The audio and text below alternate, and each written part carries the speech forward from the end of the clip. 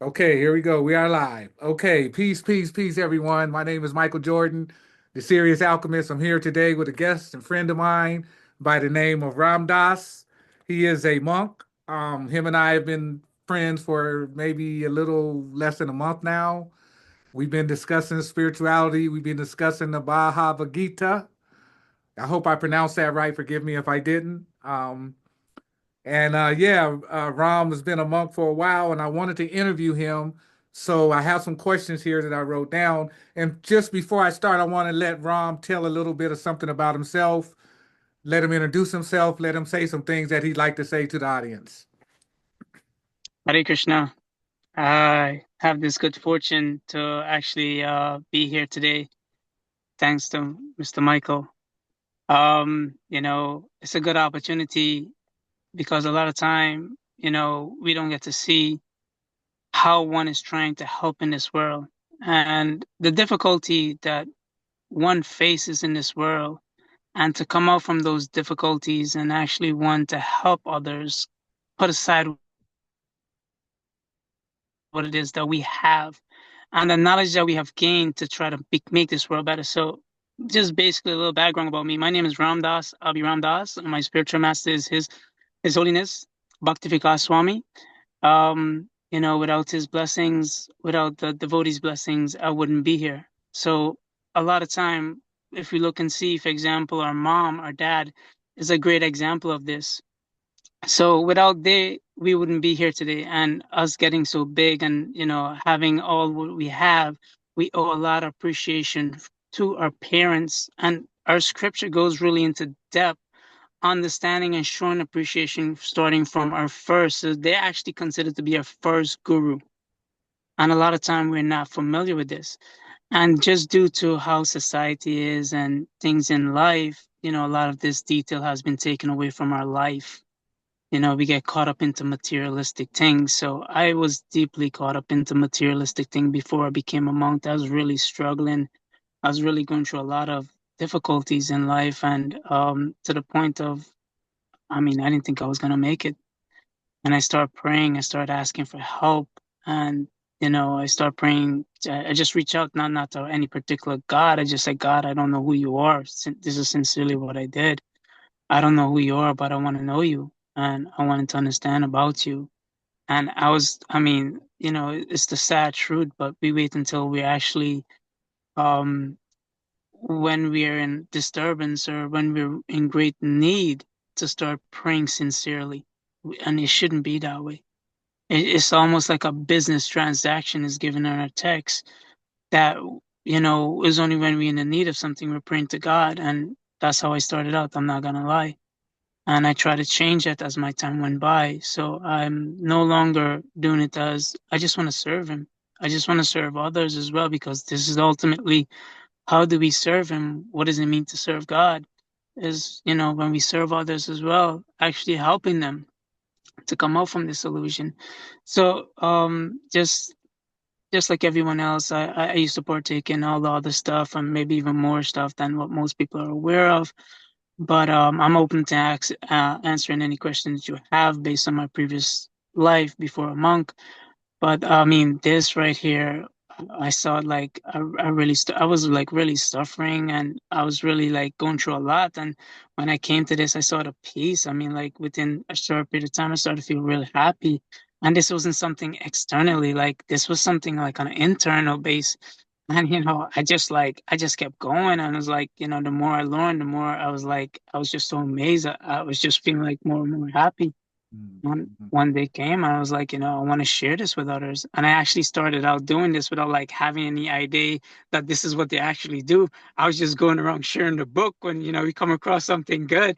We just Yeah, want other people to benefit, yeah, and like yeah, when yeah, you can see sincerely when people care. This is yeah, why Mr. You know, uh sorry, Jordan is actually doing this is because he wants people to benefit. He came across knowledge, he's doing searching, to actually come into this understanding of a higher truth. Is so much reference, and he's going across so many different texts, reading, trying to understand on a deeper level. And he wants to benefit others. If he didn't, then why would he be doing all this research and sharing this with you guys? So the same way with me, as monks, this is our goal, is to help others to come out from the illusion and to benefit them. Hopefully that was helpful. And I moved to Excellent. Georgia about 7 years ago, 7, 8 years ago. Excellent. Originally, That I was grew up in New excellent. York. Excellent. That was excellent. That was actually my first question because my first question was what made you want to become a monk? So you kind of answered that. You kind of went through that. So that was great. But if you could just kind of expound a little bit more on what made you want to become a monk? What was the very, very thing that that made you want to be say that, I'm gonna become a monk. I'm gonna be a monk. So, thank you for that question. I Mhm. appreciate it. Yes, you're welcome. If you look and see, a lot of us is searching, and just like I mentioned, I was just going through a lot, and I was searching. Somebody actually recommended the Bhagavad Gita to me actually first, but they didn't actually give me a book. They just wrote it down, and I didn't know it was a devotee. I mean, it was just somebody that I happened to know from a while back, and I just saw them again, and they were like, "What are you doing?" And they saw me doing meditation and stuff. So I was doing this to try to keep myself more at peace and stuff like that. But they recommended these two books to me. One is the Srimad Bhagavatam, which is a set of books, and then the Bhagavad Gita. And as I read those books, I mean, like, it's just miracles start happening in life. Like, things started changing. And I really like the discipline. I mean, a lot of time in the world, we're actually short of these discipline that I've been taught of being a monk. And, Mhm, it's like, we get caught up into so much sense gratification and not mhm, knowing or aware that we're being controlled by our senses. mhm, And the practice in which I'm going through being a monk, it actually teaches you to control those senses. I remember before became a monk, I heard this I can't remember exactly where I heard it from or I read it from. mhm, I think it was uh Alexander the Great. I'm not sure, but anyway, I think he went to speak to, I don't know if it was a monk or a saint, and the saint told him that, y- um your master are my servant. And I couldn't understand at that time. I had no idea what that meant. Like, I'm like, what is this? He's like a great ruler, and this person has, basically, they're just sitting in the forest, and he's telling them his master his master is his servant. And then as I became a monk, I understood our senses are our master, and mhm, is controlling us. And the monk is telling him, or the mhm, saintly person is telling him, mhm, that I'm in control. Your master, my servant. And I was blown away. Like, mhm, whoa. When you have that deeper understanding, like mhm, like most people, master becomes the servant of one who's able to control their senses, or one who's saintly, one who's a monk. They're most people in the world, they're being controlled by their senses, by these things. So, mhm, becoming a monk, in the beginning, I wasn't sure I was going to able to do this. I'm not going to, I had so many challenges. I mean, so many of mhm, us, our mind, our senses, so many things causes disturbance. mhm, But as I went by day by day, turned into months, years, and I was like, you know what? I can't see anything else better to do in my life mhm, than to take up to this practice. What better way to set examples in this world mhm, than to actually be following these principles deeply? mhm, Many people can accuse you of many things, mhm, but when one wants to sincerely see what it is, come stay a little bit. Practice with the monk practice. See mhm, how long it takes, see how difficult it is. A lot of time we hear this saying of walk a mile in the footstep or in the shoes of someone. But it's not the shoes. We should walk even 5 minutes, not even 5 minutes, a second in someone's mind, and mhm, see how disturbed we become. mhm, When we can walk in someone else's mind, it's mhm, because this is where the disturbance is at. mhm, Be there, and then you get to see what it is like. mhm. Right. Hopefully that answered your question. I Yeah, don't know if I great, did. great answer. This is great. Yeah, yeah, great answer. Yeah, that was excellent, Ram. That was excellent. My next question is, what has been one of your greatest experiences since becoming a monk? What would you say was one of your greatest experiences since you've become a monk? Um, I appreciate that question as well. You're welcome. You're welcome. The one of the greatest experiences actually feeling compassion for others on a whole different level than we usually feel. Mm, Um, there's Explain, actually explain that. Explain that. for me, it's at the point where I'm I'm willing to sacrifice my life just to help others. Mm, wow. Wow. You know, how many people in the world would say, "Oh, they're willing to." I mean, a lot of these monks are doing this anyway. I'm no special. I'm no one Hmm. Hmm. different from what it is. They're monks that are way higher. I usually tell Mr. Jordan that I'm usually the monk on the bottom of the ladder. I don't And think so. I don't believe that. I think you're on the top. You just haven't realized it yet. You just haven't realized it yet. but a lot of time, these monks are giving up so much Hmm. to help others. Hmm. They've given up so much things in the material world. Hmm. So this appreciation for helping others is like one of the things that is actually short from the world because people are always wanting something in return.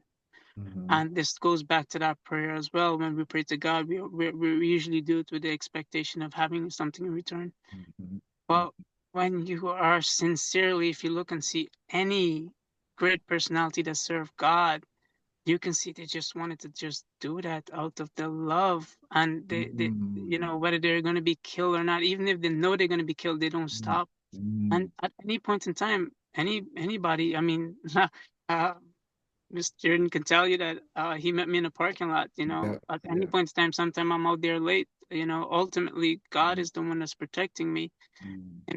You don't know who's envious, who could be envious of what it is that you're doing, or they might feel threatened in a particular way, because there are many people that feels that certain things are challenging, especially when it comes to religion, especially when it comes to certain things, and Hmm. they might feel like they might be doing the right thing, but without Hmm. knowledge and acting on ignorance, because ignorance is when we want to Hmm. cause harm to others. Hmm. And if we're Hmm. sincerely following any religion, Good point. and we are actually trying to cause harm to others, Hmm. know that we're not practicing religion properly. We Hmm. should understand that we're not practicing religion properly. So this help helped me to have a deeper compassion for all. Doesn't matter what it is, doesn't matter who you are.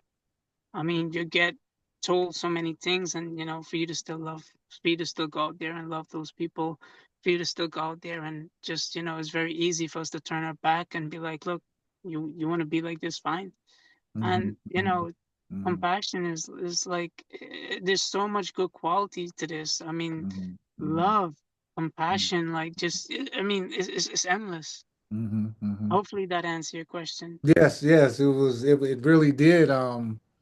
It kind of brought to mind to me something that I experienced recently. I went to this event maybe about 3 months ago, and I met somebody that I watched that I looked up to, and I watch on YouTube a lot. And I met him, and he said, he promised me that he would let me interview him, right? Just like you're doing. But he never came through, right? He said it out of his mouth, but he never came through with the action, right? Every time I would text him, he would, yeah, yeah, play me off. I'm going to, and he kept putting off, putting off. So finally, I left it alone, right?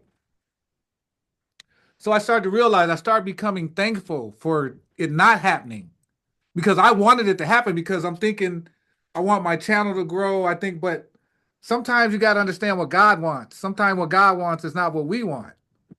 So I said I became thankful that the interview didn't happen. I started becoming thankful and because sometimes we want things that aren't meant to happen. You know what I Yeah. mean? So I think your answer kind of brought me to that because like I said, I experienced but he told me, he asked me to interview him. Cause I said, yeah, man, I'm just trying to get with you because I'm excited to see him. Cause he's real Yeah. big, right? But I'm excited to see him. I said, yeah, I want to be like you. He said, yeah, just interview me. He was the one that asked me to interview him. So when I tried to reach out to him, he never came through. But I told myself maybe God is showing me that because showing me not to be like that. Be responsible with my word that comes out of my mouth. Make sure I follow uh the rightly my word. Make sure that I'm impeccable with my word. Even though others aren't impeccable with their word, that's okay. Don't be upset about that. Be thankful for that. Be thankful for the experience. Be thankful that I learned what I learned and keep it moving. You know what I mean? Yeah, So it kind of remind me what your answer you gave kind of remind me of that.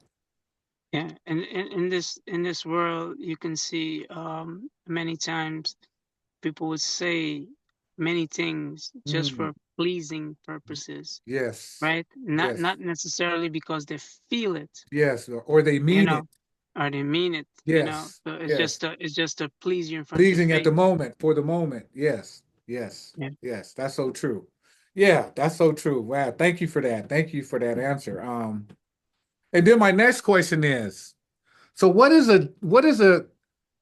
a typical day like for a monk? I mean, what's your typical what is your typical day look like? I mean, you know what I'm trying to say? Yes. Yeah. If Yes. you could, for my audience, kind of explain what a day is like for a monk, a typical day, like from So start to finish. I'll share what it's like to be in the temple. I'll also share what it is that I'm. So I'm a little bit different than compared than the traditional way of what Okay. things are supposed to be. Okay. So traditionally, when you stay in the temple, you're up around. So you go to bed like around maybe, hopefully you can fall asleep. Depending on when you started, Hmm. but usually you try to be in bed by 8, 9 o'clock, Hmm. maybe like 10 o'clock max. Because there Okay. are times where things come up and you might have to Hmm. do things as well. Hmm. So we try not to go past around like 9:30 to 10, Hmm. and we Hmm. wake up at 5. Not sorry, not 5. Like a three around from anywhere from 3:30 to 4 o'clock. We have to be ready at 4:30 and in the temple room. So when I mean be ready, it's not just taking a shower, putting on some clothes, and just running into the temple room. So if you look and see, there's like markings on my Hmm. body. So each one of Hmm. these are prayers that we do. Hmm. So we every time we put a mark on our body, so we have it throughout our body as well. It's not just on one spot or Okay. just yeah. So they're Hmm. even with the clothing part. Hmm. So these markings, you take time put on it because they're prayers that you're doing before you put these markings onto your body. So it takes time. You take shower, brush your teeth. You gotta get certain things ready. Hmm. So it's not that you could just wake up, rush into the shower, and be like, Right. "I'm gonna be ready in five Right. minutes and be in the temple room." So some might try to do that in the beginning, but then as time goes by, it doesn't work. It Hmm. becomes more and more challenging. So the Hmm. first thing you start out with is actually your whole day is just greeting the Lord, and this is the most amazing thing. We start our day thinking about the Lord because from the time we get up, we're rushing to go bathe so we could be in the temple room. Regardless if Hmm. we're rushing because everybody is there or not, we're thinking about being in that temple room. And the fact that we're thinking about that temple room, we're thinking about God. Hmm. We're automatically associating that we're getting ourselves ready. So when one comes to a higher platform of this, they realize that they're just doing this for God and they're more prepared rather than rushing. When one is rushing, doesn't mean it applies on situational basis. But when one is rushing when they're new on a daily basis, that's Hmm. different. But when one, Hmm. as time goes by, one becomes more gradually aware that they're doing this for God, and it's not like something I need to rush. It's something I need to take my time and prepare myself so I can go in front of the Lord. So a lot of time, what it is that we start out our day with just trying to think about God. The first thing, then we do our prayers, our so many prayers we do. So we actually start from 4:30 and we go all the way to about 5:30, or Okay. sorry, about 5 to yeah, about 5 anywhere from 5:30 to like 5:15 to 5:30, just Okay. prayers. And then we do I don't know if you remember, we did some prayers. Hmm. Yes, I Um remember. Yeah, yeah, those prayers were nice. Yeah, I yeah, enjoyed. Yeah, yeah, yeah. I still do those prayers. it works. Yeah, yeah, yeah. Before I read in the, because I'm reading in the Shema. Hope I Srimad pronounce. Bhagavatam. Yes, I'm reading that now. I'm going in there and reading Wow. as well. Yeah. So yeah, every time before I read, I make sure I say the prayer. Yeah. So before we actually take initiation, even if we're new, we make a vow not when we knew, but when we knew we're trying to get to that level. But what happens is that after that five around that 5:15 to 5:30 period. After that, we take up beads. I think you remember meeting me the first time you meet me. I had Mm-hmm. something in my hand, and I told you I was chanting, and I Mm-hmm. had beads Mm-hmm. in there. Mm-hmm. So Mm-hmm. we got what is called it's called our bead bag. So we have Mm-hmm. bags that have beads inside, and we're Is there a chanting in the certain name of number of God. beads? Is there a certain Yeah, number of yeah, beads? yeah. It's It, 108. It's 108. 108. Yeah, I kind Yeah, of figured and that. then Is that how many we times you chant or pray, or So 108 times? we actually go around that. So that mantra that we did, one of our mantras is one bead. One bead. Yeah, so Oh, we so do that whole you entire got one for. mantra Oh, wow. 108 times, and we do that for 16 times. So it Mm, takes us roughly about when you're new, it takes you roughly about 2 hours to 2 hours and a half. It could even take you more, mm, depending. So mm, this is what we do for the next 2 hours, approximately about 2 hours, about like 2:15. Um, we do Guru Puja, which we go back into the temple room, and we do this about 30 to 45 minutes, and mm, then we have classes from the Shrimad Bhagavatam, which is the book you're talking about. So this is mm, the first thing that we're going to start doing from our reading mm, or from our scriptures. We're going to mm, start from the Shrimad Bhagavatam, okay. and we partake in that. Then we hear first from what the speaker is speaking on the book, and So they're who's also usually going to go speaking? into detail. Who's I'm usually sorry. speak? Who's usually speaking? Is it a So different person speaking different times? Is yeah, it the same yeah. person or? So yeah, so when one is so is given one there's a qualification in the back of this. So when one is qualified, they're able to speak. It doesn't matter. So Mm, we have monks that are like maybe 2 years been practicing, maybe even younger than that, mm. and they've given class already. Oh, They already okay. been, yeah, they have been Oh, given okay. class. It Okay. doesn't Okay. matter what background, doesn't matter. We have monks from all different backgrounds, and they're newer than me, and they give class. I don't never even Mm. give class yet. So, Oh, okay. so, Okay. so Yeah. it's like the qualification doesn't depend on your length. It Mm, depends on you're well versed on reading the scripture, mm-hmm, so the Sanskrit part, and mm. also what is there, and also the message. It must not be deviating from the previous. So we have a parampara system, the acharyas. So it must not be deviating from what it is that we've been taught. Do you teach Sanskrit as well? Me, no, I don't. I mean, But does the yeah, yeah. So yeah. even the books in the back of it, it actually has. Yeah, I It's one see. page. Yeah, yeah, but Yeah. you'd have to know how to pronounce the words and Well, it actually give you a pronunciation guide in the back. oh, Yeah. It's one page. It's one oh, page, and then it has the individual words that's in the okay, books, in all the books. So there's actually a pronunciation guide in the in back, the and it's back. about, Oh, okay, yeah, okay, okay, okay. I it's didn't called know that. pronunciation guide, and Pronounce, it's yeah. very short. It's not a lot of things you have to know. It's not like English or any other language. Oh, It's okay. really, and then as you read the words, you become more familiar and become Okay, more okay, aware. yeah, because I've been studying Latin. It's I've been, probably a little bit more yeah, I've been challenging. studying Latin, Greek, a little bit of Hebrew. I like different languages. I study it, because I try to get familiar with certain terms. Because Yes. I'm finding a lot of the terms in different languages to be the same meaning, but just different, just pronounced a different way. This is very important. I'm glad that you touched on that. So one thing is given that in Sanskrit, um, there is no equivalent really to the word that are being used. So you have to be on a spiritual level to translate this to English to make it Hmm. comprehensible for Hmm. someone else to grab that concept. I mean, you Hmm. think about it, for someone to read that book, and not only me, but Hmm. so many others, you're talking about over millions and something of devotees that they have changed their life. It Hmm. has to be the potency within the books, the practice. I mean, you're thinking about so many lives has been changed from this, and Hmm. me personally speaking, is like, Hmm. it's like it's just so amazing. I mean, Hmm. that Hmm. just the way it's there. But the difficulty is that we have is that we want to learn, but we don't want to let go of the material concept of what we have. So it becomes difficult for us to grasp these concepts because in order for you to learn something, you have to let go of what it is that you know. Hmm. You have to Hmm. empty that out. Hmm. It doesn't mean that you can't Hmm. question. Hmm. In any Hmm. of our books, it'll tell you should scrutinizingly read, Hmm. and you should do it and ask question, but it should not be in a way that's offensive. That's right. I agree. I agree. Yeah, because in order to build something new, you have to destroy something. You can't build a new building without destroying something. You know what I mean? You have to destroy something to build something new. You just have to. Something has to get destroyed in the process.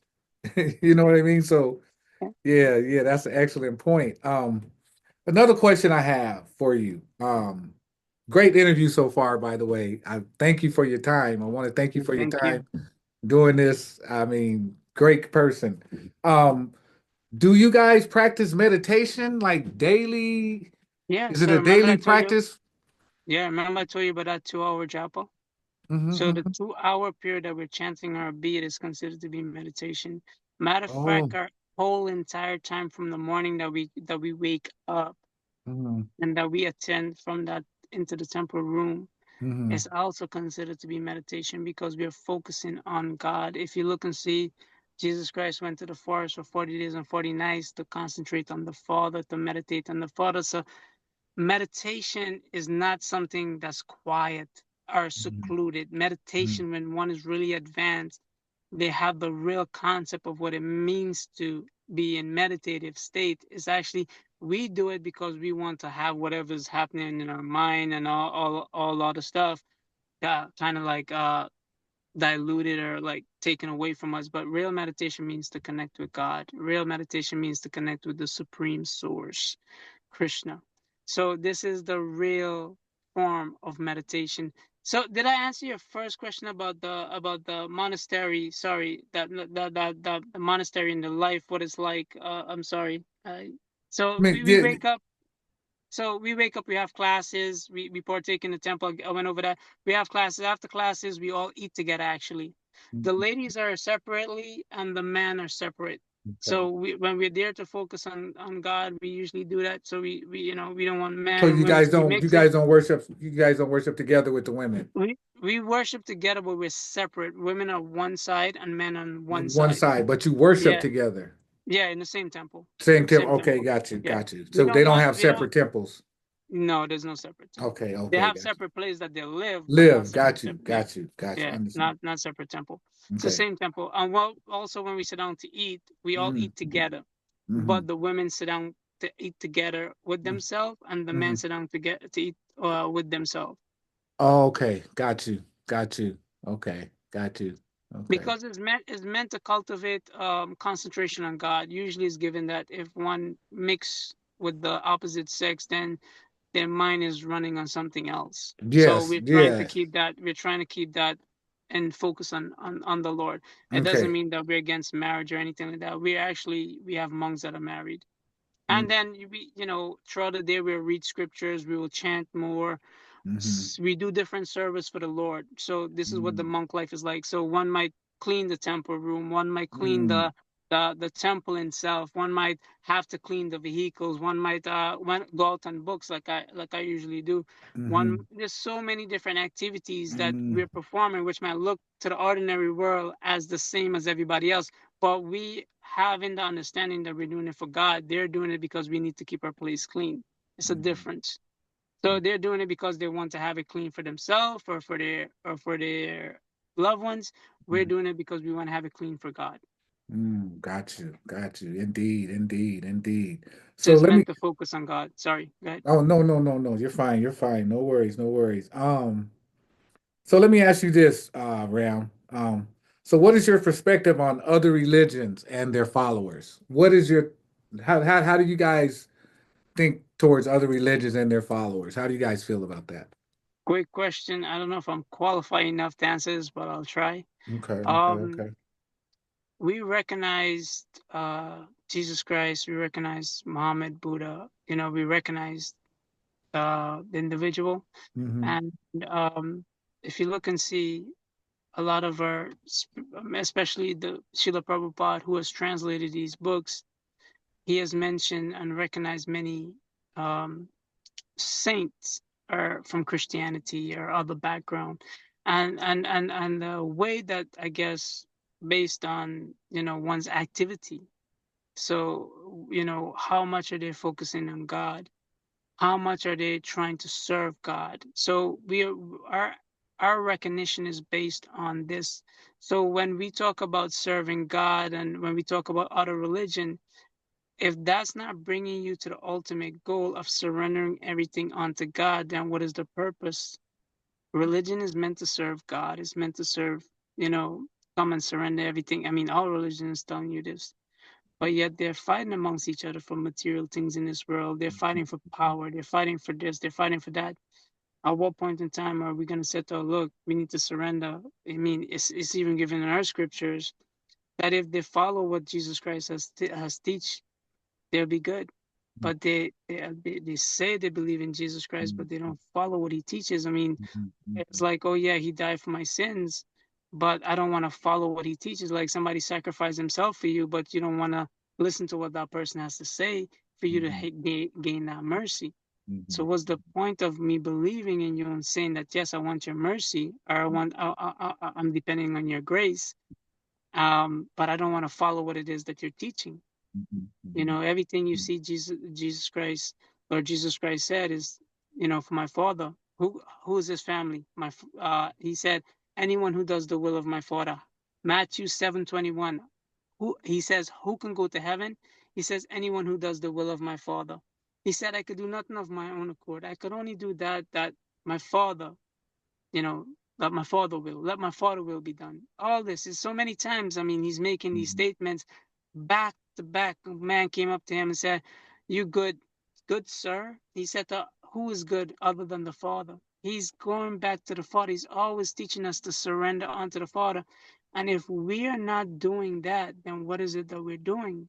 We should come to this understanding. So it's not so much so about the religion, but it's mad about the individual, because religion, anybody can claim anything, but it matters on the individual of what it is that they're practicing. Is there? Indeed. Did that answer your question? Yes, indeed, indeed, indeed, definitely did, indeed. Yeah. So let me ask you this question, Ram. So can people? Do you feel that people who are not a part of, uh, say, a monk or could learn from Krishna's teachings? You know what I'm saying? Do you think that just ordinary people can Yeah, I was learn? ordinary. Think about Hmm. it. I mean, Hmm. you was also Hmm. right to all of this. I mean, like, Hmm. it's not like you have to be a monk, or I Hmm. mean, you can have family life. Hmm. This is actually, you see that the whole understanding in the back of this is meant to serve Krishna, is meant to serve God. When Jesus Christ talk about the Father, we know that Father to be Krishna, Hmm. right? If you see Jesus Christ, he says, surrender unto my Father. Krishna Hmm. says, surrender unto me, Hmm. right? There's no other, all scriptures are talking about the Father. Hmm. So ultimately, we're meant to surrender unto the Father. Hmm. Hmm. Sorry, what was the question again? The question was, how can people who are not a part of the faith learn from Krishna's teachings? Like Oh, someone, sure. like other people Yeah, who might not be a monk or who might not be, they might be a Christian, they might be a Muslim, they might be anything, but sure, how could they learn from Krishna's sure. teachings? So, I'm saying, do you have to, do you have to be like a monk or a Buddhist no. or something like that to learn from Krishna? Can you just So be an everyday we all citizen and learn we from all trying Krishna's to serve teachings? God. We're all trying to serve God with whatever it is that we are in right now. If we Hmm. if you look and Hmm. see, many of us have family, many of Hmm. us might be doing 3, 4 jobs. So Hmm. the whole thing is this Krishna consciousness is to actually help one to understand how they can serve God no matter what position that they're in. So Hmm. whether you're a Christian, whether you're a Hindu, whether you're Islam, whether Hmm. you're Buddhist, it's Hmm. meant to help you to understand how to serve God and Mm-hmm. how to dedicate and to the highest level. It doesn't Mm-hmm. matter what practice you are. It doesn't Mm-hmm. matter what it is that you're doing. Mm-hmm. The teaching is so amazing because Mm-hmm. one thing it is it's like, for example, I'll give you that example. When we're doing something, we have the realization, or we're taught that we're doing it for the Father, we're doing it for God, we're doing it for Krishna. We're taught this. So, it's like everything we do. For example, when I go out and do books, I'm not doing it because, oh, I want to make money. I'm Mm-hmm. doing it because I want to serve God, and Mm-hmm. I want to serve people. Mm-hmm. So how do you serve? How do you serve? A lot of time people want to serve people or mankind or Mm-hmm. serve other living entities, but Mm-hmm. how can they properly do this? The only way you can properly do this is to understand what really matters. Is it the body or is it the soul? So Mm-hmm. this is real service is given when one, it doesn't mean that now you don't take care of the body because I still Right, have to eat, right. Yeah, yeah, that's right? right. Yep, But yep. the service that we perform, so one can still have a for example, one can plant a garden and Mm-hmm. serve the community from a garden Mm-hmm. while serving Mm-hmm. God in that way as well, Mm-hmm. Mm-hmm. because he's realizing, like, look, I don't want to cause, oh, I don't want to take in all these chemicals. I want to go back all to natural, what God has given us. So I want to have something natural, and that also can also help others to gain strength, to gain, But if his understanding is on doing it for God first, and then he does it for others, then there's a benefit. But Mm-hmm. if I'm doing it, if I'm planting just to make money, Mm-hmm. and then I'm thanking God afterwards, Mm-hmm. then you're Mm-hmm. doing it for yourself. Yeah, right, right. Good point. Good point. Good point. Good point. Good point. Um, so can you share with my audience some of your ideas on birth, the afterlife, reincarnation, birth, death, reincarnation? Can you share some of your ideas that you guys have on those things I just mentioned? Sure. So, thank you. Yeah, you're Yes. welcome. Thank you. So the first thing is, if we look at birth, it's not by some coincidence that we're in the particular body that we're in. It's actually, it's like some people say, oh, God just randomly chose someone somewhere in some family, and you just got to figure it out. This soul here, this poor soul, it's like, it has to go through all this stuff. And you have other souls that are going through like less stuff that we can see, and in a better situation. Mhm, So it's like God didn't just throw someone in some random family. mhm, So it's due to our activities that we actually have a particular body, a particular mindset, a particular intelligence, a particular senses, everything from the family to everything. It was due to our desire and our activities that's determine our next body. So what our desire is, because what your desire is also determines what your action is going to be. If I mhm. want to be rich and my desire is to be rich, then my activity is going to be to try to get rich, whether I Rich, do that through a crooked way or great try to do art. it, whatever way, but that desire is there because I want to be rich. Mhm, So mhm, the activity in which I perform is going to cause karma, mhm, and that karma you have to pay for it. And it's not like this world where you do something like that nobody see me. I'm going to get away with it. No, in the spiritual aspect, there is no getting away. That's right. I There is no agree. getting away. Mhm, You mhm, can't do something and think, mhm, oh, it's fine. mhm, Nobody mhm, saw me. You have to answer for everything. mhm, Now, ultimately, it's up to the Lord. He mhm, can forgive you at any point in time. He can do what he wants to. By his will that things are happening. mhm, But he has a system that is there, that is governing this whole birth, death, old age, disease, and reincarnation. It's not that the time that he comes directly involving your life is when mhm, you said, I surrender unto you. I'm willing to just serve you. That's mhm, it. He directly, he directly takes action there. Other than that, it's like if it's like if you directly know the government, or the president, sorry, not the government, but the president, he directly just see that you're taken care of in a certain way. Same thing, like he has government bodies throughout the different places that we're at, that seat a different situation. But if you know the government, if you know the president, you might be in a situation, you just call him up. You don't need to go through the whole court system. You do not need to go through the whole uh, politician system to get that. You know, you can just go directly to the president and have it done that way. He can make a few phone calls and you don't have to worry.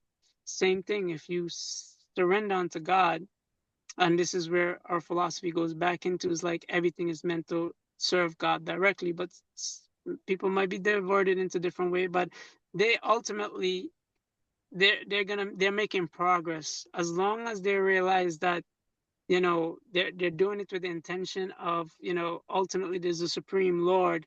Even if they're in ignorance, God still shows us mercy. It doesn't matter who you are. You can be in the form of a tree and you still receive mercy, a form of an animal and you receive mercy. Any of these life forms. For example, you asked about this bird. This bird, for example, if one is born as an animal, he has done something to get his, when he had the human form, he has done something to live. He was living like an animal, so he was given a suitable animal body to continue to live like that, so he can carry out those desires. Because in the human form, those animal instinct desire, we should be able to overcome them. So a lot of time we haven't realized that we haven't come to the level of human beings yet. We're still in the animal uh, instinct, basically. So if you look and see animal mates, human mates, and animal eat, we eat. Animal defend, we defend. Animal sleep, we sleep. So we haven't changed any of these things. We're doing it a little bit more comfortably, where we might go into a bed, or we might have you know, something to secure us, which is a house. But they're still doing it, but they're doing it for free, and you're suffering to do this. You haven't come to the level. When it comes to human, is given that we should make things where we're coming to God, make decision coming to God, rather than being on this animalistic mentality. Basically, you know, animal can go around and do whatever it is that they want, like go from one place to the next, sleep with this one, sleep with that one. You know, they don't have to worry about child support, none of these stuff, right? So the thing is that in the human society they have that, but people are still going around doing this stuff. So we haven't moved out from the animal From instinct. But animalistic, yes. I'm sorry. I'm yes, sorry. Go ahead. Yes. no, Yeah. no, you're good.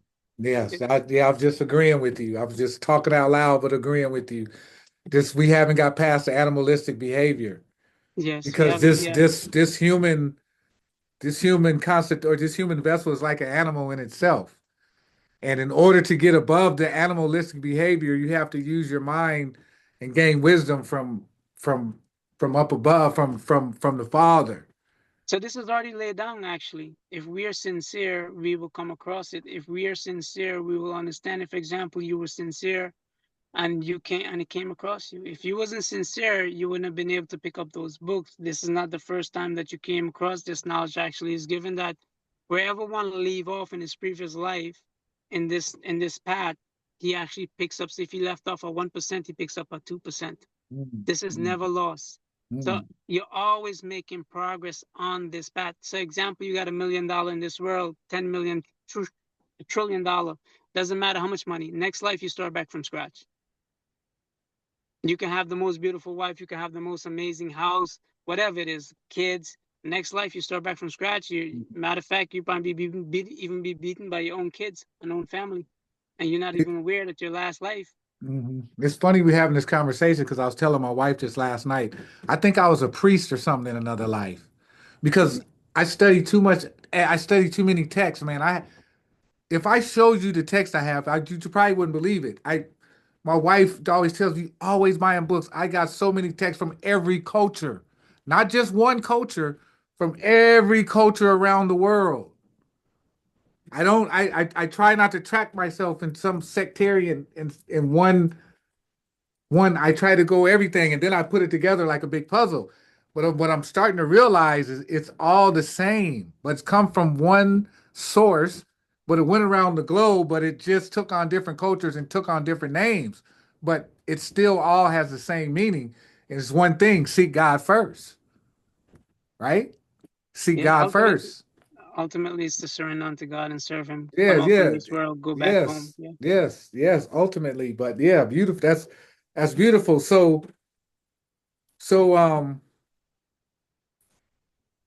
can you can you go in depth a little bit on reincarnation? Like, I mean, you touched on it a little bit just now, a little bit about how one's desires can bring one back as an animal, but can one's desires like bring one back as a angel So yes, it's actually given that detail. or some higher type being or some Yeah. celestial type being instead of some lower at Yeah. low animal? You know what I'm So saying? I appreciate that. Thank you. Yes, that's Mm-hmm, an amazing question. So if you look and see, there's actually higher beings than us. mm-hmm, So mm-hmm, if we perform, for example, if we perform, is given that if we perform certain activities, like it's not just good deeds. So there are certain activities that's laid out. mm-hmm, When one performs those activities, like supposedly somehow the next is given in the scriptures that a monk screws up. Somehow the next he screwed up. mm-hmm, It's possible, right? mm-hmm, mm-hmm, It's given that we don't really want that because we can end up there, like on the higher planetary system. And the lifespan that is on that planetary system, it's a very long lifespan. And what eventually happens is after you, is like you earn good credits and you got there. And when you go up there, you use up all that good credit, you have to come back again. mm-hmm. So what happened is, It sounds like a video game. believe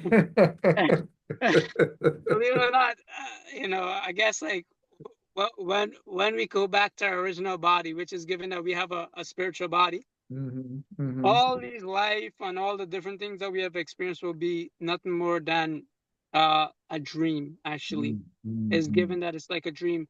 mhm, Um, it's so just to cover that. So if one has the say if one is praying to the angels and they're focusing on the angels and they're doing that. mhm, Matter of fact, in the Bhagavad Gita, I think is in chapter, I think is in chapter 9. It says, "One who served me will come to me. One who served the demigods will go to the demigods. One who mhm, served the spirits and ghosts will goes among such beings." So you can see whatever it is that our consciousness and our activities involve in, mhm, that's where we can end. That's where we're going to end up. Say if at the time of death, if we're thinking about God or we're thinking about an angel, we can end up there. mhm. So you brought up the demigod, right? Yes, sir. Would that be the same thing as a demiurge? I'm not familiar, but from what it is that we have discussed, when you Mm-hmm. talk about I think you were talking We're about talking. this creation of this Mm-hmm, mm-hmm. earth. Yes, So of the Brahma, material, the creation of the material world. yeah. So Yeah. Brahma was born of the lotus, out of the lotus, from the Lord, out of his navel, from a Mm-hmm. lotus flower. He Mm-hmm. was born from that. Mm-hmm. So it was given that he was the first in the universe that was born out, first living entity. When I say first living entity, So yeah, would his birth be considered a like it's uh not an ordinary bird. yeah, It's exactly. That's what I mean. yeah, Yeah, it's like I don't know he's how coming to from the Lord. huh? So it was given that from the Lord's navel, a Uh-huh. lotus flower came out, and from Uh-huh. that lotus flower he came.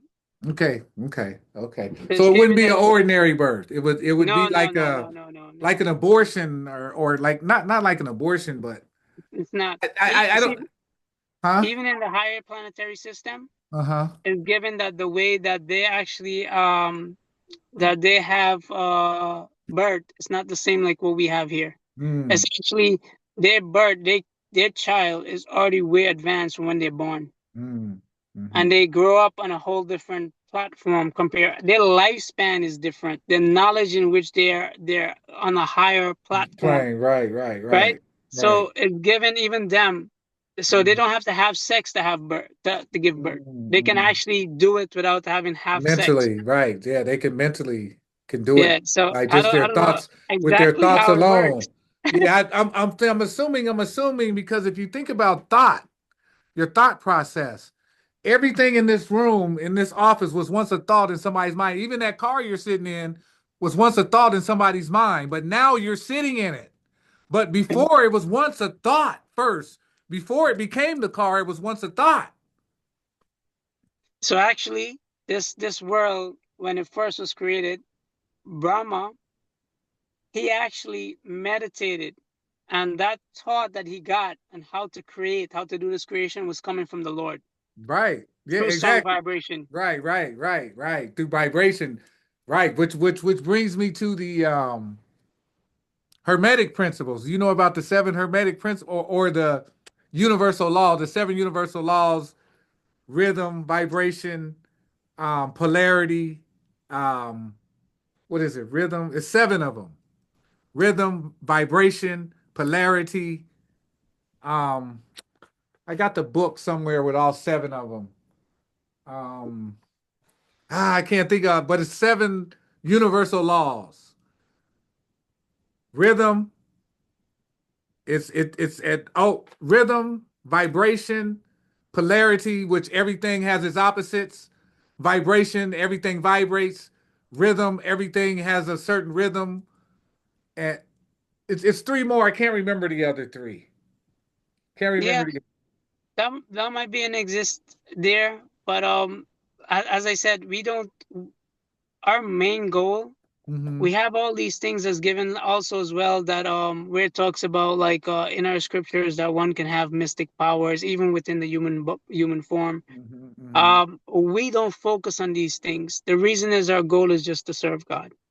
Mm. So the whole So thing, if it's not bringing us to that understanding of how to serve God and how to surrender unto Him, as monks, we look at it. I mean, don't get me wrong. For example, we might have to learn how to build something, but why are we building it? Because we're doing it for the service of God and to serve other devotees. We might have to build a room or even sound vibration, which is what you talk. For example, the sound for the drum, we do music, right? In the morning we'll be like, most people wait for the weekend to party, but we actually partying at 4:30 every morning. At 4:30, most people would not realize that we're actually dancing and jumping up and down like you're in a club every day, 7 days a week. We do not wait for the weekend. We do not wait from Friday to Saturday to Sunday to party. We mm-hmm. actually do this every day, Mm-hmm. 24 hours a day, Mm-hmm. um, 365 days a week. I mean a year. Sorry. Mm-hmm. Okay. So as monks, everything should be in pertaining to serving God, surrendering unto Him. So all knowledge will be gained if it's not coming to that level of serving. Like, why am I learning about other things? It's to serve God. It's to serve others. How can they come into understanding of, for example, why would I need to learn how to plant? I'm not into planting or any of these things, but I'm doing this because we need to get back to basics. Without this planting, without learning to live off the land, then we go into a lot of anxiety, a lot of stress on how to maintain the body. We have to maintain the body in order to do the service for God. Does that So make sense? yeah, it does make sense. Makes a lot of sense. Um, so you said something about you don't focus on superpowers or any like the body has can do super things. To do But other but but you extraordinary don't things, yes. focus, yeah, but you don't focus on those things. But you don't think that those things, those superpowers can aid you in helping another human being? And Yes. and, So and I love it. Go ahead, please finish. yeah, like you don't think a superpower could still aid someone in God's service? So I show you this. It's an amazing question as well. Hmm. So at no point in time, God is ever limited. Yes, So exactly. if He wants to empower you to help others, I do not need to gain some superpower to do it. Right. So let me hear you there. Let me tell you what I heard from the Kabbalah. Because I study Sure. Kabbalah, because I study Kabbalah as well. In the Kabbalah, it teaches that man is the um perfecting agent of God. So basically,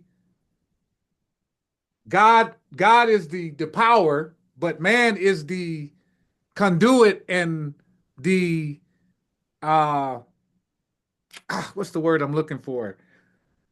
God is the power and man is the conduit and the source in which his power manifests. So I share this with you. Based on the scriptures, is only due to material desires that we're here. So this form of which we're calling man is not our real position. Going back to our original position, we are spiritual being. We have Yes. a spiritual Yes. body. So Yes. at no point in time we actually become any of this. Yes. Right. So Exactly. technically speaking, when we look at it on the higher Pla- platform of understanding who we truly are, we are spirit soul. We're meant to be a servant of God. So Mhm. if we at any point in time think we're part of this earth, we can make this earth better, we can make that better, we could do this through this body, we could do that. If we don't not take the service of, for example, Jesus Christ, I'll give you an example of this. His whole thoughts was to do the will of the Father. From the age of from 1 to 12, you heard no miracle. No miracle you heard in the Bible that he performed. Mhm. And then he disappeared from the age of 12 to The 30, I think. 33, the 30 or 33. Yeah. Yeah, somewhere around there. I'm Mhm. not sure too much. Please forgive me. I'm not too Yeah, yeah, familiar with the yeah, yeah, with the full details on this, yeah, everyone. yeah. So if you look and see, but when he came back, he first performed his first miracle at the age of 30. Why Mhm. did he perform the miracle? Mhm. God empowered him, right? Mhm. He has that power from God, from the Mhm. Father. Mhm. But that power is being used not for helping humans to become better, but to serve God. Mhm. If you look and see, he didn't want to open up hospital. He wasn't healing people so he could Mhm. sit there and heal people all day long. He was doing it for the service of God. Mhm. So the thing is, all of this that we have done, if we're not doing it for the, and many of us get caught into this material world, like, to open up hospital and it becomes about the money. It But you becomes don't. about, But you don't think that's even in that opening up the hospital, even that is a part of God, even because so somebody in that it can be, hospital, it could that be used hospital in that. could be used. That hospital Yeah, can be used it could be in the used, service. but the Somebody in. consciousness has to be there. The I consciousness has to mean, be there. you think so? So It. for example, if you want to serve your wife, if you're not conscious about serving your wife, Mhm. you can be serving somebody else's wife, Mhm. Mhm. Mhm. right? If you're Mhm. not conscious who your wife is and why Mhm. and what it is you want to perform for her, Mhm. you could be Yeah, serving good somebody point. else's Yeah, wife. yeah, yeah. That's a good point. Yeah, yeah. That's a good point. Yeah, Or, you yeah. might be serving instead of you if you have a pet, instead of serving your wife, you might be serving the pet and Mhm. thinking it's your wife. If you don't know Mhm. you want to serve your wife come now and be like, look, this guy got no Yeah, time for yeah, me. He's yeah, he's back of the yeah, animal all day yeah. What are long. you doing? Yeah, yeah, So we have to yeah. have the consciousness Mhm. Mhm. of knowing what it is that we're doing and why we're doing it, because this is important, because not everyone might be able to see what your activities might be in relationship with the Father. Mhm. That's not something that could be seen Seen. directly all the time. Mhm. But this is why it's very important to make sure your consciousness. Now, it doesn't mean that one can't perform activities unknowingly for God. Mhm. Could be. It could be that in his last life, he's just picking up wherever he left off, and God just put him in position to perform those activities. Mhm. But he is still conscious within himself, even though he might not fully be aware. He has to have some kind of consciousness of God, Mhm. and Mhm. he wants to do this for God. So if Mhm. I'm thinking that I want to serve humanity, Mhm. or I want to serve the animals, or I want to serve the trees, in what reference am I ever serving them? You can save a forest today, and in 10 million years from now, or 10 years from now, or 100 years from now, some man could come along and wipe that same forest out. At what Mhm. point in time, whatever it is that we've been protecting in the past has not been eliminated. New Mm-hmm. things, like you said, there's always some. In order for you to build a house or build a building, you destroy trees, you Yeah, you got destroy to the destroy land. something. Yeah, you got to You destroy have to something. destroy something. Yes, yes, to So build we're something. destroying something, Mm-hmm. thinking that we're making progress, but there's Mm-hmm. no progress on the spiritual platform. Mm-hmm. Not a Mm-hmm. spiritual, on the material platform. Sorry, Form, on the right, material yeah. platform, there's no progress. It can only happen on the spiritual platform. Mm-hmm. Mm-hmm. Mm-hmm. Mm. Okay, now real quick, I want to tell you, here's the seven laws, the seven universal laws. The first law is the law of mentalism. And the law of mentalism says the universe is mental, all is mind. This suggests that thoughts and ideas are the fundamental building blocks of reality. And the next one is the law of correspondence. As above, so below. As below, so above. This principle emphasizes the interconnectedness of different levels of reality, suggesting that what happens on a smaller scale can be reflected in larger ones. And this one is the law of vibration. Nothing rests, everything moves, everything vibrates.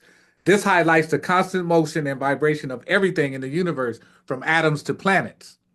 This is the law of polarity. Everything is relative, everything has poles, and all opposites can be balanced. This principle acknowledges that everything has opposing qualities, and these opposites can be in a state of balance. Then it's the law of rhythm. Everything flows out and in, everything has tides, and everything rises and falls. This law emphasizes the cyclical nature of existence, suggesting that everything follows a rhythm of ebb and flow. And then law number six is law of cause and effect. Everything has its effect, every effect has its cause. The principle highlights the principle of cause and effect, where every action has a consequence. And then this is law of gender. Everything has a masculine and feminine principle. Gender is the generator of all. This law acknowledges the presence of both masculine and feminine aspects in everything, which are necessary for creation and generation. So I these, share this with you. yes. Good. Sorry. No, I was just telling you those were the seven universal laws, Okay. seven laws of this universe that I'm gonna we live in. start with the last one. The So if you look last at the one, last one, yeah, the last one it talks about the law of male and gender. female, right? Yes. Mm-hmm. So on the higher planetary system, even on the higher planetary system, that law no longer has the same effect. Right. On a higher right. Now, Yes, you're right. now, if you Mm-hmm. go now to the spiritual world, doesn't it has It has no, nothing. you're right, no No, effect. Yes, yes. it has But no, it has but no. it but in the physical body, it has very much effect. You're talking about this body, Yes. not the spiritual body. Okay, No, yeah, not yeah, the spiritual body, this body. yeah, yeah, yeah. This I mean, this this so body. as monks, we believe that I mean, a lot of time people be like, "Oh, I can be this, I could be that, I could be all these different things." You're given a particular body, and yes, based on your last activity, you end up with a particular mind. Mm-hmm. But that body, no matter how much you want to change it, no matter Mm-hmm. what you think you can do to it to make it change, you're Mm-hmm. still were born as that. It doesn't change it. So if you look and see, the male and female, they have, even there that you're talking about, they have a particular role, Mm-hmm. even within that context of which it is, and we recognize that as well. So a male have a particular role and a female has a particular role. Mm-hmm. Now, higher than this is that, we also have to have a understanding that in these male and female, there is spiritual living entity, Mm-hmm. which is much more higher than this body. Mm-hmm. So one might use this body in a particular way, or abuse the body in a particular way, or Mm-hmm. mistreat others in a particular way based on Mm-hmm. bodies or whatever it is, however Mm-hmm. they, the mentality in which they have developed, Mm-hmm. or the mindset in which they have acquired from the previous life. Mm-hmm. So based on this, people treat people in a particular way and they do things in a particular way, but in actuality, it's already laid out for us. You see, the difference is because of our lusty desire. That's all it is. It's just due to lust that we are trying to change things in the form of which we're going about it. And what was the first one? The first one on that The list? first one was the law of I left the I think it was the law of mentalism. All is mental. So, and I think it gave you the detail of, you see many like if you create, like if you think about it, you could create it. You can see many people are sitting there thinking about so many things, nothing hasn't come. Hmm. What was it exactly? Were you What's able to that? pull it up? The The, first one? the first one. Okay, here, hang on. The first one is, let me see, let me pull it up real quick. Okay, the first one is the law of mentalism. The universe is mental, all is mind. This suggests that thoughts and ideas are the fundamental building blocks of reality. The fundamental blocks of reality. If you look and see all building blocks of reality, anything that we have gotten, anything that we, even just the thought of it is coming from the Lord. It's Hmm. not coming from our mind. It's not coming from anything. We might think of it, Hmm. but without His power, none of it is possible. Hmm. So you can see Hmm. even the thought that is coming, where's that thought coming from? That idea, where is it coming from? Is due to what we have acquired. And nothing that we have, anything that we thought we have figured out, oh, it's not that we figured out. It's always been in existence, actually. There Hmm. is not a thing that we have figured out that Hmm. has not been in existence already. It's Hmm. already been in existence. Hmm. We're just rediscovering it in a Hmm. sense. When you read Vedic knowledge, Hmm. medicine has been, matter of fact, not too long I came across this detail where it talks about there was performing surgery in the head, in the brain, Hmm. with some kind of cancer, and it was successful, and they Hmm. recorded. This is Hmm. an ancient time. Hmm. Now they go so far back. As the farther you go back, Hmm. the more better the you didn't have to deal with these things. Matter of fact, all these things existed, Hmm. but they were healed on such a higher platform that there wasn't all this side effect. As you look and see as time goes by, it's Hmm. becoming worse and worse. People are being healed, but they're getting so many side effects. Back in the day when you got healed, Hmm. it wasn't even in your time. You remember when you were a kid, Hmm. when you got sick or something, your mom took some, maybe some leaf, and she made some tea and gave it to you. Hmm. Well, I don't remember you taking a good amount of those tea, or you had some kind of symptom that you're gonna end up developing from taking that. But you take a tablet, any tablet. It doesn't Hmm. matter what it is. It can even be a health tablet, Hmm. and there's some side effect. Hmm. I I don't remember, remember take. yeah, I remember one time my mom told me to pee in a cup, and she took it and put some lemon and honey in it and warmed it up on the stove because I had an earache, and poured it in my ear, and it healed my ear, my own You pee can out see. of my body, and some honey and some syrup. She heated up on the stove, poured it in my ear, and it healed my ear. I'll never forget that. I'll never forget it. I Yeah, will never forget it. there's many remedy. For example, a lot of time people in Vedic knowledge. Hmm. For example, we think pee and manure Hmm. or poop is Hmm. considered to be, uh, technically speaking, it is bad, Yeah, right? yes, yes, yes. But when it comes to the cow Hmm. urine is very good, Cow and the dung. manure, yeah, Hmm. and the Especially cow for dung is fertilizer, especially for fertilizer. not only fertilizer, it has a lot of healing property. Oh, wow, I didn't know It that. does. You see a lot. You see, actually, they use this in a lot of medicine. Actually, a lot of time Mm, people aren't aware there is mm, actually this in a lot of medicine. mm, Cow manure and cow urine is in mm, there in a lot of medicine. But you mm, see, we're not familiar with this. It has a mm, lot of antiseptic properties in mm. cow manure. Actually, Yeah, I believe that. I is definitely there. believe that. Yeah, So yeah. in our scripture, Mm, if we mistakenly say we just supposedly, we came in contact with, even we have to use the restroom. We mm, have to take a shower. mm, But say now we came in contact with the cow manure. mm, We don't have to take a shower. mm, It's mm. actually a purifying agent. So there's a few Wow. purifying agent that is given in our Mm-hmm, scripture. One is mm-hmm, the sun. mm-hmm, Next is water mm-hmm, and the wind. mm, There's a few of them that's considered to be purifying mm, agents. mm, Naturally would mm. purify something. You know, it's funny you say that. Like where I live at, like I live out in the country. I don't have very many neighbors that's close.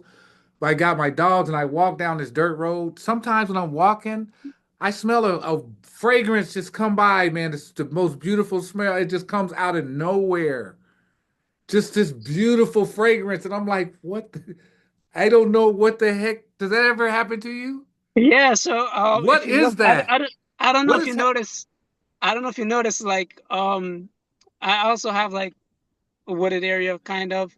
So the Mm-hmm. thing is that there are times where, so when I'm doing my chanting at times or my Mm-hmm. job, I'll walk around, Mm-hmm. and sometimes I smell like this fragrance, and Mm-hmm. I was like, so it's given a detail. Mm-hmm. There's a few details on this actually. Mm-hmm. It can be from the demigods, it can be from the angels, it can be, from just do from nature itself as well. Mm-hmm. But these fragrances, we know we haven't come across it in any form of nature. At least me, the ones that I come Yeah, yeah, me across, too. Me too. smelled Yeah, it on yeah. any flower. Hey, let me ask So, you this. Let me ask you this. You guys believe in like you guys believe in like fairies? Like so little I, I, I fairies tell you and this. I'll give you an example of this. Prior to me coming to this knowledge, I didn't believe in like hell existed, and I didn't believe like certain things I didn't believe in. Hell is real. It's not like what they tell us. For example, Cupid is real. Angels are real. Now, this is on one end. Now, the next end, goblins. I think some make believe thing. Goblins are real. fairies. Fairies are real. These things are there. It's given Mm-hmm. details, and I was Mm-hmm. like, I was mind blown. Like, what? Mm-hmm. What am I seeing here? Mm-hmm. It talks about these things, and I was like, I had an experience actually. For example, so I was born in South America, Mm-hmm. and in the scripture it talks about actual like stone that's alive, and it gives us the symptom of how you could tell when something is alive. I mean, for me, if it wasn't for what I have had experienced when I was a kid, I Mm-hmm. probably wouldn't have believed this. I Mm-hmm. mean, it's difficult for most people to believe this. So I remember when I was a kid, this person brought a stone and they set it in, I can't remember if it was in water or in milk or something. And a couple days, I don't know if a day went by, a week went by, whatever it was. And I remember they took it out, they weighed it gained weight, and it also gained it got bigger. So in the scripture it actually tells you that these things also are alive. So they're Mm-hmm. living entities Mm-hmm. in different forms that we cannot perceive. Even the Mm-hmm. microorganism, Mm-hmm. for example, Mm-hmm. bacteria, all these things, Mm-hmm. their spirit soul. The soul Mm-hmm. is what is given that the soul is 1/10,000 times the tip of the hair. Mm-hmm. So when it gives that detail, it explains all these living entities in so many different ways. How they might only like some living entity is only meant to be in that body for a day. For example, fireflies or Mm-hmm. moths. They only live for a certain like a very short period The of time. They're time. only there and they die maybe a day or two or something like that. They fly into some kind of lamp or fire or something. Mm-hmm. That's it. Mm-hmm. Their life is gone. Same Mm-hmm. thing. We see this more. We don't see it as much as other living entities, but in human as well, we also see like a kid might come in existence for maybe a short period of time. He was only meant to be in that body for a short period of time Mm-hmm. for a particular reason. Mm-hmm. And then again he's off, maybe, depending on where he maybe he had to go to the heavenly plans. I'm not sure, but everything was meant for a particular reason to for you to grow. Mm-hmm. But we have to make choices. This is where the free will comes in. Mm-hmm. So we have to be conscious or try to be conscious about our activities, what we're performing, and how we're performing it. We should be in the service of the Lord, ultimately for the Supreme Lord. Okay. Nice, Does nice. that make sense? Yes, makes a lot of sense.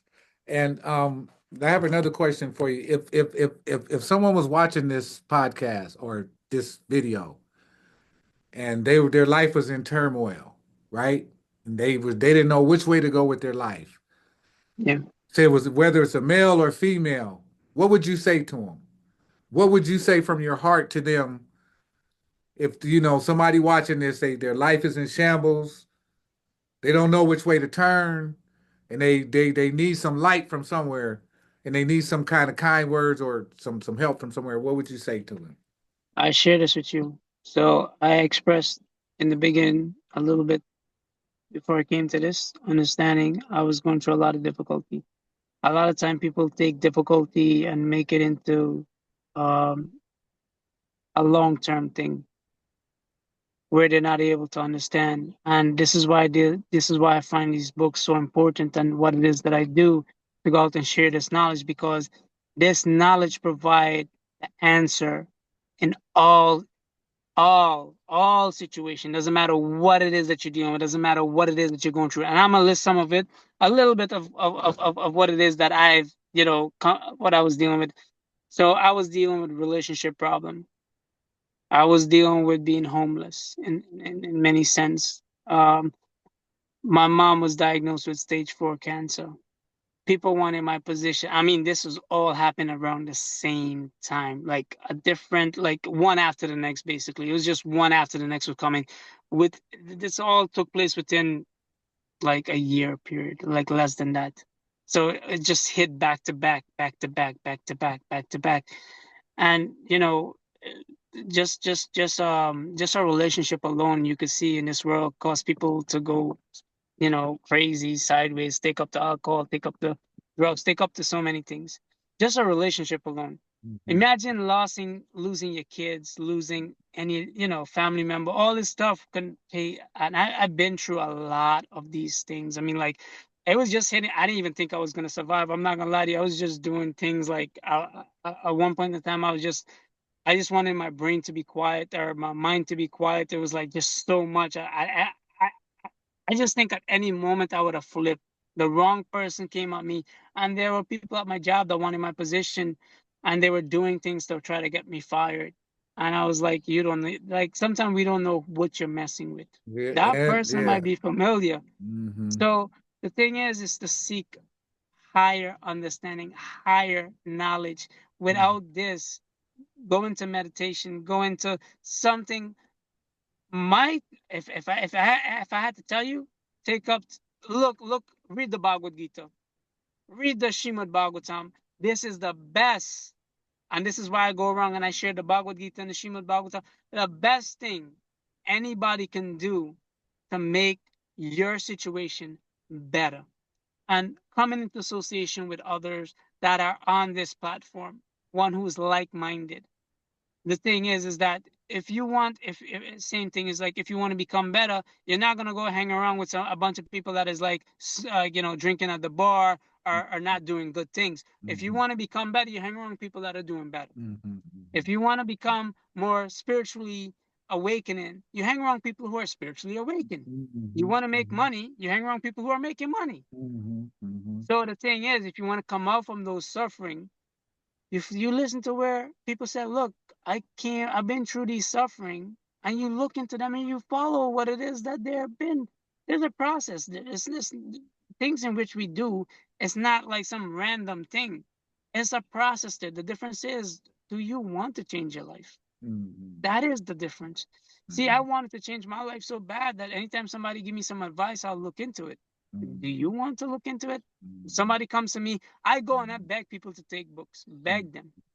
They don't know it's for their ultimate benefit. They could be going through with all the same things that I just listed. And they're praying to God. But when God sends somebody to help them, they can't see. Because what they're attached to, they might be attached to their religion. They might be like, look, this guy got a whole bunch of mark on him. He dressed in a bed sheet or something along the line. How can he help? And then there are those who said, you know what? They see it. They're like, I was just praying and you came. And you know what? And you brought me some books. I'm gonna read these books. Hmm. Hmm. Hmm. That guy, I was that guy. I Hmm. decided to take up and learn because I want to stop suffering. And Hmm. it works. Here I am. Hmm. It's proof. Proof is in the it says it's in the taste of the pudding. If you want to taste that happiness within, right? Somebody who tastes that pudding already, be like, look, I want to taste that pudding that you're tasting. Let me read some of the books that you're reading. Let me take up to some of the practice that you're taking up too. Let Yeah. me see what it does. Do it for a week, do it for a day, do it for a month. It doesn't matter. Try it. Yes. Hmm. See. Hmm. And when you're gonna start getting that taste, boy, you'll be like, man, I don't want to ever go back to what it was that I was doing. Hmm. Hmm. I Hmm. don't want to go back to that. It's like you got something higher. You don't want to go back to something less. It's And like this is something higher. it's like a dog going back to his vomit. You're going back to And something horrible. You ain't going back to nothing. You think know? about it. We're all trying to. There's uh, Einstein gave us a definition of an insane person. Mm. And what's the definition? Someone who keep doing the same thing over and over, hoping for a different result. Hope for We're a running different after result. money, running after women, running Hmm. after relationship, running after men, running after, Hmm. and no point in time at any place did you ever hear anybody said this changed their life. Matter of fact, if anything, they said this made their life worse. Hmm. Without proper foundation in God, there is no such thing as a proper relationship. Hmm. There is no such thing as husband and wife. Hmm. You can try to do it on how much level you want, and you could try to make it work or whatever. Eh, You're not none of these things at the end of the day. And Hmm. it is going to be so much trouble that unless you're on a spiritual platform, you would not be able to control any of these things. Hmm. Hmm. You're going to be so much urge to make money, so much urge to run to be with another woman. Unless you're connected with the Father, unless you're connected to the Supreme, there is no way, unless you're connected to Krishna, there's no way for you to rise above these things. It's not possible. Eventually you'll fall back victim to it. It's given that detail. Look at how many people have came out from so many things and they just fall back into it. All it takes is just one time. So if you want to change your life, look and see those who has changed their life, who've been through these things. Read the books. Read the books that I'm recommending. Bhagavad Gita, Srimad Bhagavatam. We have so many. The enlightenment to quest enlightenment, beyond birth and death. We have so many titles that you could read. We could start from something small. But the thing is, if you become too attached to material things in this world, there's no way you're going to be able to come out. You have to start to seek, and even though you're attached, you gotta start looking to become better. Pretty sure you didn't end up in the position that you're in right now by just being like, oh, I don't need nothing in the world. I'm good. I'm perfectly fine. You seeking knowledge. You were seeking knowledge to understand where you're at. The understanding and where you're seeing things and understanding things is not somebody else that's just practicing one particular thing.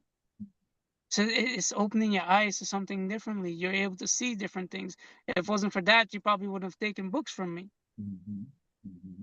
And it's every time you open up those books, is it not changing your mind? Is it not changing your Oh yeah. your view? Hmm. Hmm. Is it not? Bringing light is bringing more and more light into my mind, There you bringing go. more light into my life. If it works for you, Yeah. that you just met me. It worked for me that I Hmm. came across that somebody just met me as well. And Hmm. I've been practicing for some time.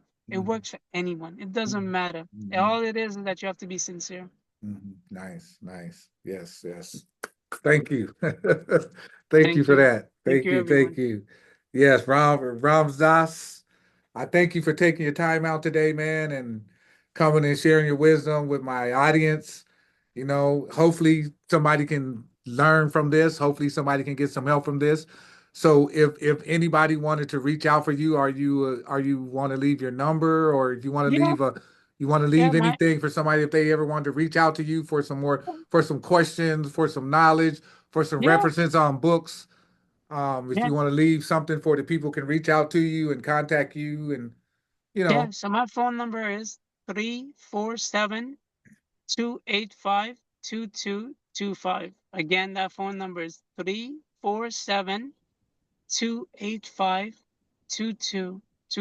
And if you're unable to grab it here, you can always text, or I don't know how you get in contact with Mr. Jordan. You can also send him a message, and he has my number as well. Uh, Please, you can always share it with anybody that's interested, anybody that wants to go deep, anybody that wants to learn, anybody that has any question. It doesn't matter. My duty is to help.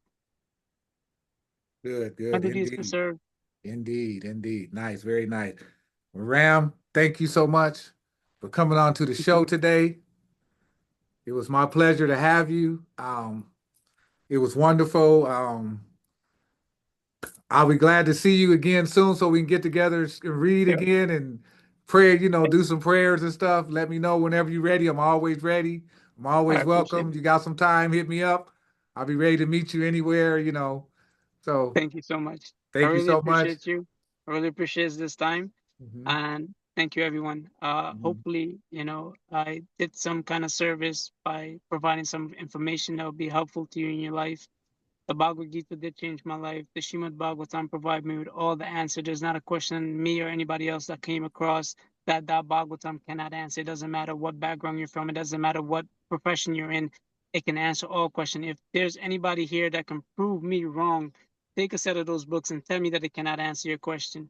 And if you said so you got a question that it cannot answer, I'll give you twice back the money that you paid for those books. Ladies and gentlemen, I introduce to you Ram. He's a great gentleman. I spent time with him. We've talked. We've read together. I respect him. You know, he's a great guy. If you have any questions, give him a call. He's there. He's willing to help. So I'm thankful. Thank you, Ram. Thank you, And guys. until the next time, we'll talk again.